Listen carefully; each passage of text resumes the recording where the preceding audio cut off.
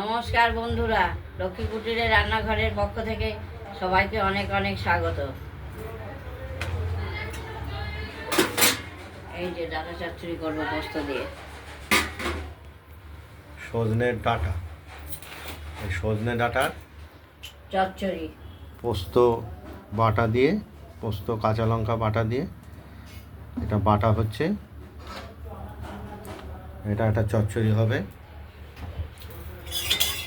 কড়াই বসিয়ে দিয়েছি, তেল দিয়ে দিয়েছি, বাটাও হয়ে গেছে হয়তো। হ্যাঁ, পোস্ত বাটাটা অনেকটাই হয়ে এসেছে, আরেকটা বাটা দিতে হবে। টাটকা বলেই করতে চাইলাম না। সজনে ডাঁটার চচ্চড়ি এগুলো এই সময় খাওয়া ভালো। এখন তো সজনের ডাঁটা খুব সুন্দরভাবে পাওয়া যাচ্ছে বাজারে, সেই সময় হয় এবং মোটা মোটাভাবে পাওয়া যাচ্ছে।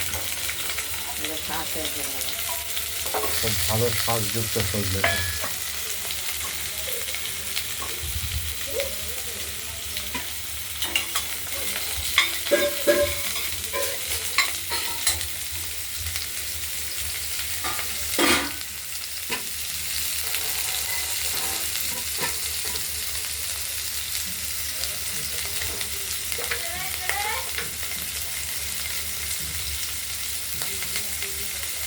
নুন দিলাম,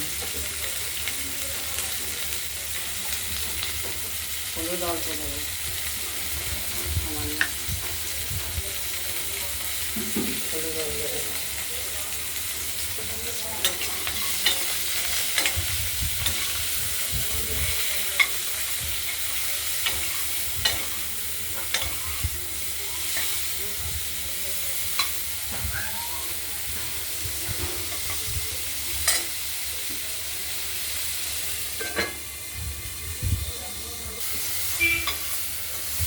ঢাকনাটা খুলে ডাঁটাগুলো আরেকবার নেড়ে দেওয়া হলো।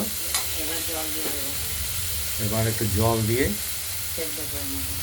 সেদ্ধ না করলে তো নরম হবে না।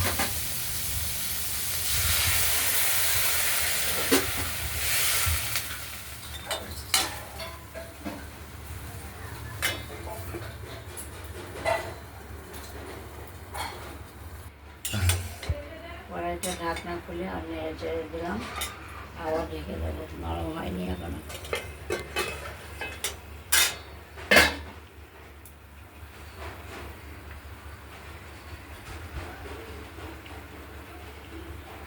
একটু মিষ্টি দিতে হবে।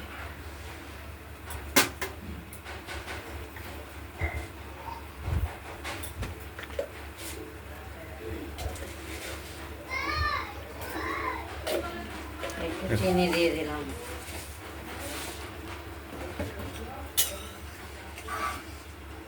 সেদ্ধ হোক, সেদ্ধ হয়নি, তারপর পোস্তটা দিয়ে নামাবো।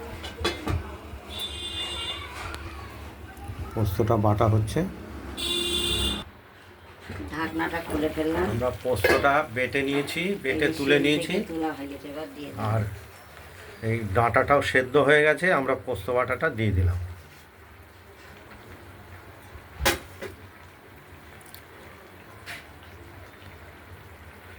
খুবই একটা সজনে ডাঁটার এই সময় খেলে হাম পোস্ত দিয়ে চচ্চড়ি খুব সুস্বাদু, যেটা শরীরের পক্ষেও উপকারী।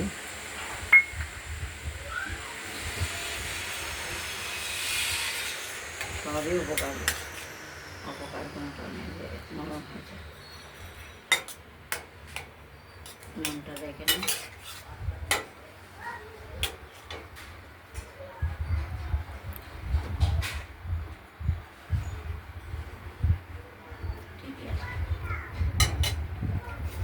নুন মিষ্টিটা দেখে নেওয়া হলো। ঠিকই আছে। একটু ঝোলটা কমে, তারপরে এই কড়াই থাকবে।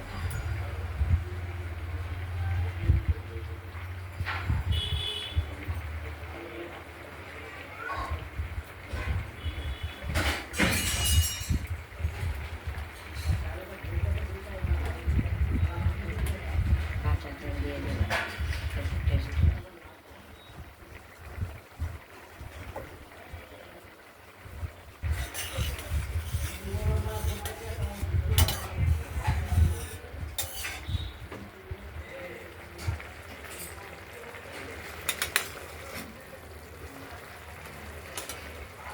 ধনে দেখা চচ্চড়িটা পোস্ত দিয়ে হয়ে গেছে। এবার ওভেনটা নিভিয়ে দিলাম, কড়াই থাকবে এটা। রান্নাবান্নার এই ভিডিওটা যদি ভালো লাগে লাইক করবেন, শেয়ার করবেন। আমাদের রান্নাবান্নাটা ভালো লাগলে সাবস্ক্রাইব করে রাখবেন।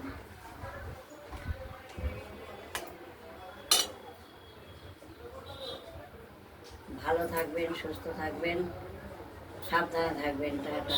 আজকে আমি কড়াই ঢাকার আগে দেখে দেবো, ঢাকবো দিয়ে দেবো। তরকারিটা কড়াইতেই থাকবে। হ্যাঁ, কড়াইতেই থাকবে।